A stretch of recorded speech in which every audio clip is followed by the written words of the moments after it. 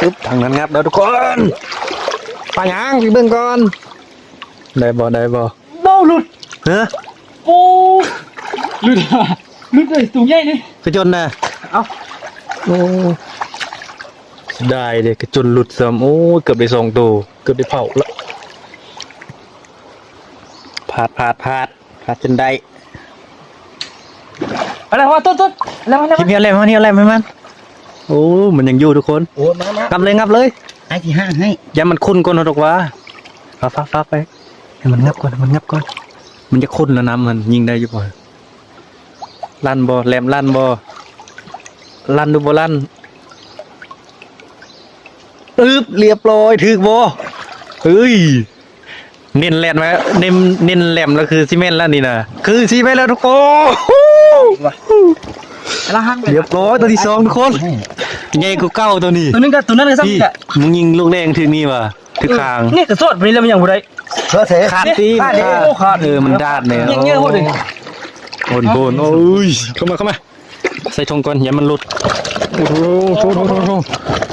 โอ้ดินทุกคนพุ่นโอ้ยจุดใหญ่ชอบโตดินแหงพุ่นโอ้ให้เบิ่งบ่ได้มันดินอย่ามันตกนี่โอ้ย2 แต้มทุกคนปลากระจนบักเยอะเลยโอ้ยเผาคักบาดนี่เกลือก็มาลายอยู่ก็ใส่เชือกออกอะไรนะเอาสิเกลือเชือกนี่ต่อออกเอาติดตามทุกคนมันมือนี้สุดยอดเลยแต่อย่างมันแข็งแล้วเพราะว่าเขาต่อใส่เชือกออกมาเอาตัดอย่าใส่อย่างเขาต่อใส่เชือกมาให้มันดึงพอดีได้ทวงพอดีเข้ารถผู้หญิงยิงบ่ทันเต้มันก็ปีนข้างนี่เด้อีไทยทุกคนแน่แล้วรู้อีไทยเลยได้ยิงบ่หันมันลัดขันแหลมลั่นนี่ยก1%แล้วเด้นี่แหลมลั่นแล้วปลาหยัง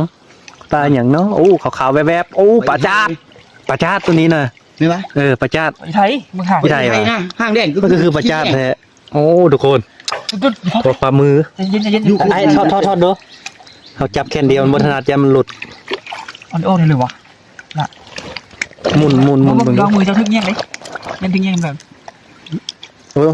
ดึงรถเป็นยังเด้อบูเฮ็ดเงี้ยเดียวก็ได้นะตัดออกยังหนึ่งไหมปืนนี่ว่าพอนี่ปลาโดดเลยโอ้ปลาโดดก็อยู่โอ้ยตัวใหญ่ทุกคนเงี้ยเดียวมาเลยเขาเฮ็ดเงี้ยเงินคือตัวนั้นเห็นลอยรถค่อยซอกเบิ้งวนเดี๋ยวติดเบิ้งกลางคืนเนาะบางทีไหมทุกคนมันมีโคมเนาะโคมมุดกลางคืน